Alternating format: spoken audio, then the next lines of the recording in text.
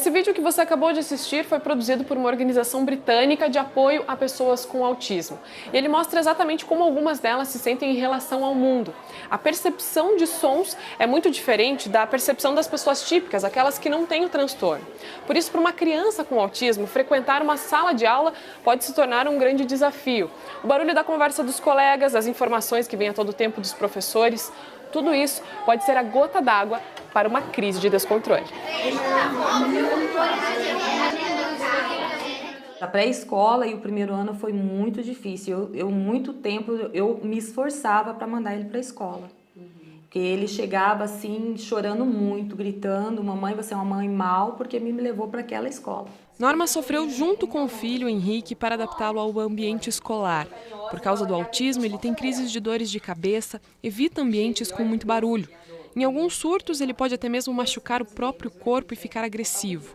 Por isso, toma remédios todos os dias. Mas na escola teve ainda que lidar com o preconceito. Ele sofreu muito bullying, muita discriminação dentro da escola. Até porque a escola não conseguia lidar com ele e isolar ele o tempo todo, né? E ele sentia isso, que ele era uma criança diferente, né? Que as pessoas tratavam ele diferente. E quando ele procurava participar, as crianças saíam de perto. Então isso foi muito grave mesmo. E ele tem trauma até hoje. Oi. Quando eu pedia para as crianças brincar, eu falava: posso brincar com você? E daí elas falavam: não. O preconceito também foi uma barreira na vida do Gabriel e da Adriana, mas ele foi sentido antes mesmo do Gabriel entrar na escola. Eu cheguei a procurar 10 escolas na época que eu estava buscando para matriculá-lo no Jardim 2 e sempre tinha vaga, mas quando a gente mencionava que era um caso de autismo, automaticamente essa vaga não existia mais. Então foram vários nãos que nós ouvimos até chegar na escola que finalmente abriu as portas e aceitou o Gabriel. Nãos? Vários nãos, né, Gabriel? Eles digam não só porque tem autismo. É um preconceito. É um preconceito de pessoa malvada. Desde 2012, uma lei proíbe a negação de matrículas de crianças com autismo nas escolas públicas e particulares. A Lei 12764, que leva o nome de Berenice Piana, uma mãe em busca dos direitos do filho com transtorno, institui a Política Nacional de Proteção dos Direitos da Pessoa com Transtorno do Espectro Autista. O que se entende que para a pessoa ela verdadeiramente ser incluída na sociedade, ela precisa estar dentro da sociedade. E a partir do momento que ela é segregada para uma escola especial, ela terá muitas dificuldades para conseguir ter uma participação política e verdadeiramente continuar como membro integral da sociedade. Ela estabelece que há uma preferência de educação da pessoa com deficiência, da pessoa com transtorno do espectro autista, dentro da rede regular de ensino, porém contando com eventuais apoios que se façam necessários. Esses apoios devem trazer adaptações, não apenas na estrutura física das escolas, mas principalmente na forma de ensinar, acolher e respeitar o aluno que tem autismo. Um dos pontos da lei garante a presença de um acompanhante especializado em sala de aula, um tutor ou mediador que ajude no processo de inclusão da criança. A proposta maior da inclusão, que difere da época da integração, onde a gente aceitava que a pessoa com a diferença fosse para a escola, mas que não incomodasse ninguém, então tinham as classes especiais e até o professor de apoio, ele foi criado para que ele não incomode ninguém.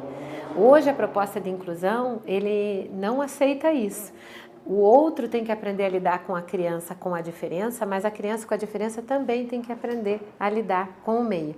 Então é um caminho de mão dupla.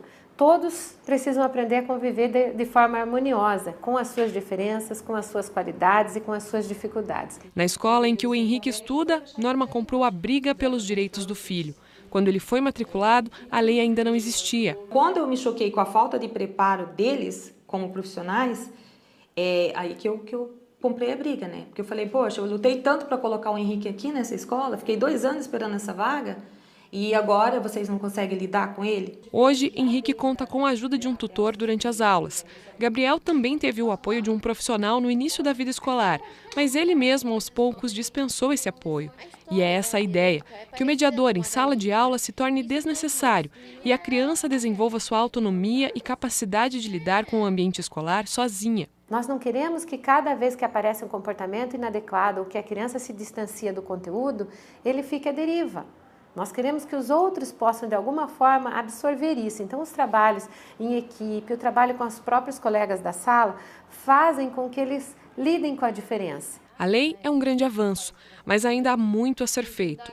Em alguns casos, os tutores indicados pelas secretarias de educação não têm conhecimento específico para lidar com a situação. Existe um grande abismo entre a lei e a aplicação da lei. É uma luta para que ela seja aprovada e depois é uma luta para que ela seja efetivamente aplicada, né? Mas faz parte, é assim mesmo que a gente vai construindo. As famílias seguem lutando, batendo de frente pelos direitos de pessoas que, antes de terem o diagnóstico do autismo, são apenas crianças, com sonhos, desejos e futuro. Eu quero aprender logo para poder ter um ótimo emprego.